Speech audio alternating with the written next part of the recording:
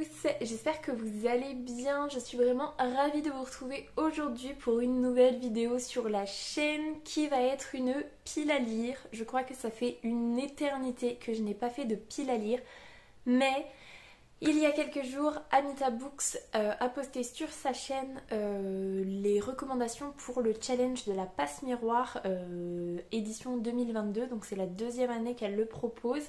Et qui dit challenge de la passe miroir, même si je sais pertinemment que les challenges c'est pas mon fort en ce moment, que je n'ai pas suffisamment de temps et la possibilité de lire pour vraiment réussir un challenge, challenge de la passe miroir, je suis obligée d'y participer. Donc vous allez voir, j'ai choisi vraiment de me sécuriser à peu près. Il y a des choses où je pense que ça va être chaud pour moi, mais globalement j'ai choisi de me sécuriser quand même en respectant quand même son challenge. Donc voilà, je suis trop contente de vous présenter cette pile à lire, ça me motive à fond et en plus ça faisait trop longtemps donc voilà. Du coup, on va commencer tout de suite. Première chose, je vais vous résumer globalement son challenge, mais essentiellement ce que moi j'ai choisi de faire. Du coup, je vous mettrai en lien sa vidéo explicative, elle explique très très bien et il y a plein de... Comment dire, il y a plein de visuels en fait qu'elle a fait qui sont super bien faits, donc voilà, je vous mettrai le lien vers sa vidéo dans le petit i. Bref, donc le challenge de la passe miroir se déroule sur un mois, donc du 1er au 31 juillet. Et cette année, c'est un petit peu fait selon l'idée d'un jeu de rôle. Alors je vous redirai pas l'histoire telle qu'elle est, mais en gros, il y a plusieurs façons de participer. La première chose à faire, c'est de choisir un clan. Donc il y a 8 clans qui appartiennent au pôle, puisque cette deuxième édition se concentre sur l'arche du pôle, donc on a les 8 clans. Il faut choisir un clan pour lequel on va se battre. Ensuite, il y a deux possibilités. Soit on réalise tout le challenge, c'est-à-dire qu'avec son clan, on essaye de gagner les faveurs de Farouk en décimant plus ou moins les autres clans, enfin en leur passant au-dessus jusqu'à temps qu'on ait les faveurs de Farouk, en accumulant des points évidemment. Donc chaque clan fait référence à une catégorie de livres. À chaque fois qu'on lit une catégorie de livres, on a des points supplémentaires et on passe au-dessus des clans jusqu'à temps qu'on arrive à la première position. Et en parallèle, il y a différents lieux à aller visiter dans la citatielle, donc il y a 10 lieux où chaque lieu forcément correspond à un livre à lire, ce qui fait du coup les 8 clans plus les 10 lieux, ça fait 18 livres à lire. Pour moi, ce n'est même pas la peine d'y penser, donc je me suis consacrée sur la deuxième version, je crois, de son challenge qui dit je me concentre sur les clans et mon but c'est d'acquérir les faveurs de Farouk et du coup de passer au-dessus des 7 autres clans.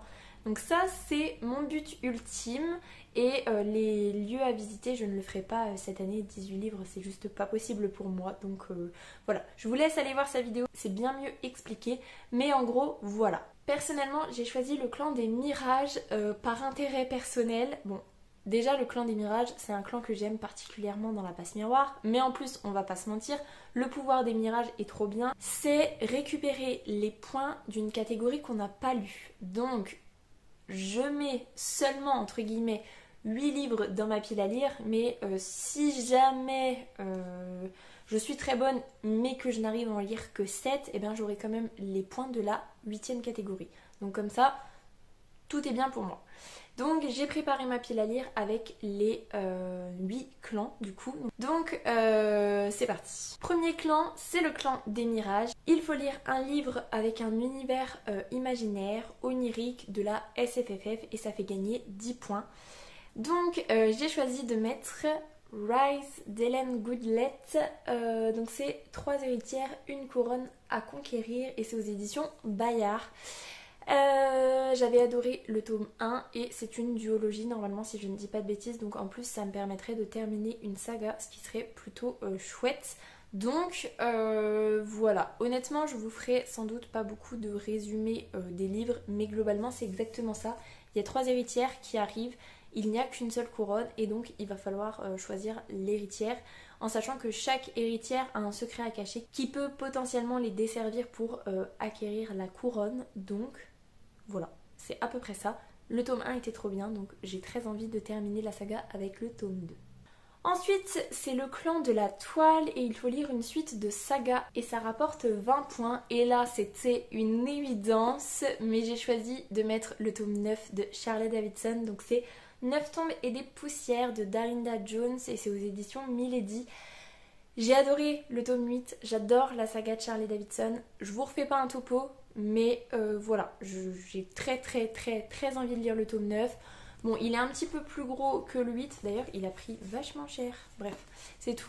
Donc j'ai très envie de lire ce tome, il y a de fortes chances que ce soit une lecture assez rapide, donc je me suis dit que je faisais d'une pierre trois coups en fait en le lisant, donc voilà. Troisième clan, c'est le clan des dragons et il faut lire un livre qui est difficile, donc un défi au niveau de la langue par exemple, du thème et ça rapporte 20 points. Et là, j'ai choisi de mettre le tome 1, première partie de La Roue du Temps. Donc c'est L'œil du monde de Robert Jordan et c'est aux éditions Bragelonne.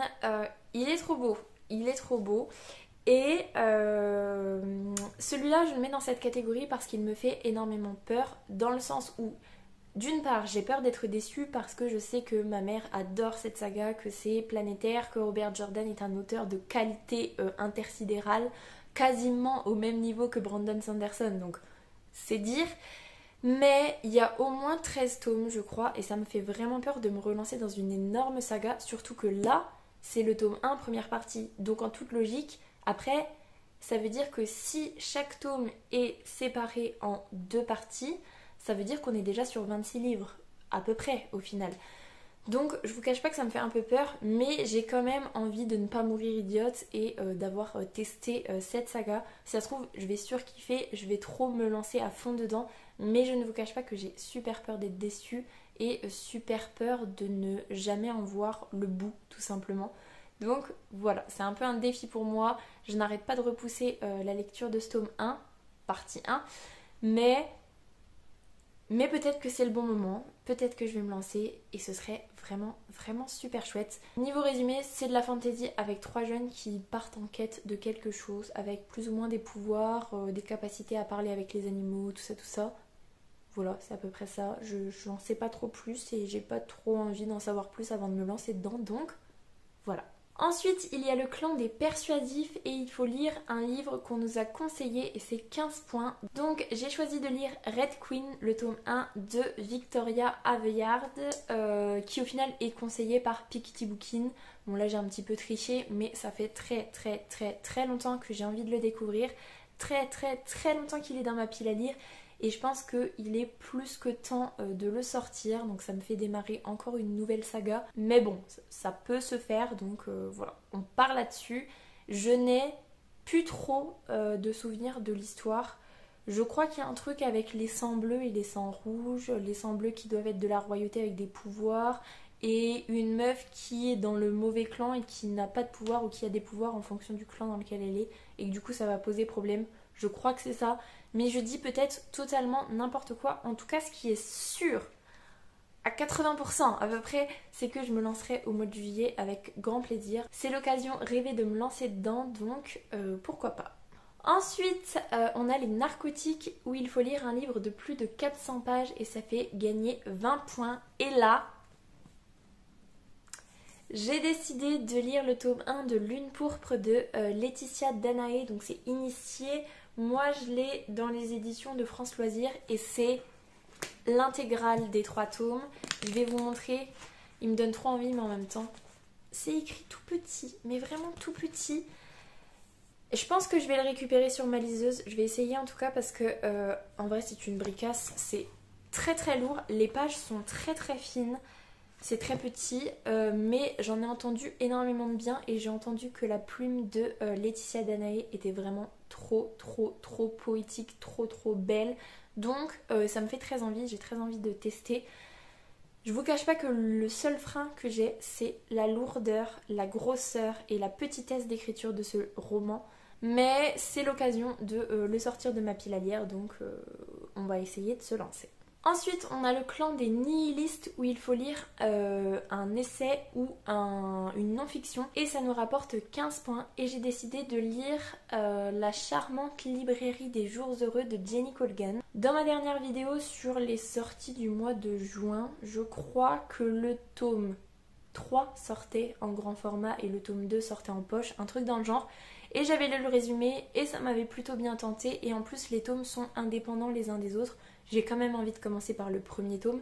Mais globalement, voilà, c'est du Jenny Colgan, je m'en fais pas trop. Il y a une histoire de... Elle quitte tout pour récupérer une librairie en Écosse et il va s'en suivre une romance évidemment. Mais Jenny Colgan, j'aime vraiment beaucoup sa façon d'écrire, j'aime beaucoup l'environnement dans lequel on est, l'Écosse, tout ça c'est vraiment dépaysant et voilà, tout simplement.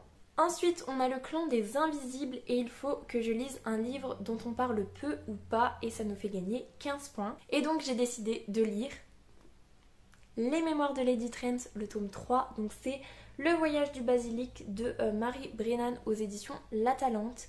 C'est une saga qu'on voit très peu, j'aurais même tendance à dire quasiment pas, ce qui est assez dommage parce que c'est vraiment super sympa. Après, j'avoue que j'ai pas une addiction de folie, mais c'est vrai que quand je suis dedans, c'est une ambiance. Le côté dragon est vraiment trop cool. C'est vraiment naturaliste en fait. On suit Isabelle, je crois que c'est comme ça qu'elle s'appelle, qui est naturaliste spécialisée dans les dragons. Hein. Et voilà, elle va aller dans différents endroits du monde pour aller étudier les dragons. Et voilà, en plus, franchement, voilà quoi, j'ai envie de vous dire, ils sont magnifiques. Et ils sont illustrés. Je vais vous montrer. Regardez comme c'est beau. Magnifique. Et, chose bizarre, alors je sais pas si c'est une erreur d'impression et je sais pas si vous allez voir. Je sais pas si ça se voit vraiment, mais mon texte est bleu. C'est pas écrit en noir, c'est écrit en bleu. Et vraiment, toutes les pages sont comme ça. Et les planches sont bleues. Ça se voit peut-être quand même plus. Les planches sont bleues alors que normalement les planches sont noires. Soit c'est une erreur d'impression, soit c'est vraiment comme ça. Et donc du coup, c'est plutôt chouette en fait d'avoir un texte en bleu. J'ai pas l'habitude. Voilà, c'est la petite anecdote. Je sais pas du tout si c'est normal entre guillemets ou pas, mais ça peut être sympa de lire un texte bleu. Voilà, pour une fois ça peut être cool. Et franchement, il est pas assez connu pour ce que c'est.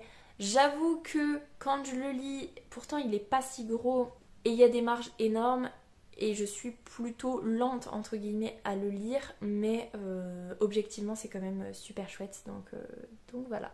Dernier clan, c'est les chroniqueurs et il faut que je lise un vieux livre ou une relique de ma palle et ça nous fait gagner 15 points. Et là, j'ai décidé enfin, essentiellement, vous le verrez dans mon prochain update lecture par rapport au livre que je viens de terminer, mais surtout, ça fait beaucoup trop longtemps qu'il est dans ma pile à lire et j'ai très envie de le sortir pour voir si ça me plaît ou pas. J'ai envie de me lancer dans Elia, la passeuse d'âme de Mary Vareille, le tome 1. J'aime beaucoup trop ce que Mary Vareille écrit, même quand le pitch de base ne m'attire pas du tout, j'accroche totalement et ça en devient un coup de cœur. Et je me dis là en jeunesse et en fantasy, qu'est-ce que ça peut donner, puisque moi je la connais en contemporain adulte finalement, donc est-ce qu'elle est aussi bonne en jeunesse fantasy ? Je ne sais pas, en tout cas ça me fait très envie. La seule petite chose qui me fait un peu peur avec Elia, je ne sais pas pourquoi, je pense que c'est la couverture, ça me fait trop penser à Ewilan de Pierre Bottero que j'avais adoré et j'ai peur en fait que ce soit un peu trop la même chose alors qu'en vrai je pense que pas du tout, mais voilà, ça me fait un petit peu peur donc voilà, mais je pense que ça peut se lire assez vite quand même, donc voilà. Voilà pour cette pile à lire. Honnêtement, je ne sais pas si je lirai tous les livres que je vous ai présentés. Je pense très certainement que non, je ne lirai pas tous les livres que je vous ai présentés. Je pense que j'en lirai d'autres. Je pense que je n'en lirai jamais 8, ça c'est sûr. Après, il y en a certains, je suis presque sûre de moi. Rise, je suis presque sûre de moi. Les Mémoires de Lady Trent, j'en lis à peu près un par an. L'année dernière, je l'ai lu au mois de mai, donc voilà, mois de juillet, c'est à peu près raccord. Et le Charlie Davidson. Je suis un petit peu obligée, le Charlie Davidson, parce que j'ai trop envie de le lire et je sais que ça peut se lire super vite, donc ça peut être une bonne idée. Après, je vous cache pas que mes vacances où on part vraiment 15 jours avec mon chéri et ma fille, c'est au mois de juillet, donc potentiellement j'aurai pas le temps de lire. Mais bon, on verra bien. En tout cas, j'espère que cette vidéo vous aura plu. Si c'est le cas, n'hésitez pas à mettre un petit pouce dans les airs, à vous abonner à la chaîne et à venir discuter avec moi en commentaire pour me dire par exemple si vous participez à ce challenge ou pas et ce que vous avez prévu de lire, ça me fera super plaisir. En attendant, je vous souhaite une très belle semaine, de très belles lectures et je vous dis à la semaine prochaine. Salut!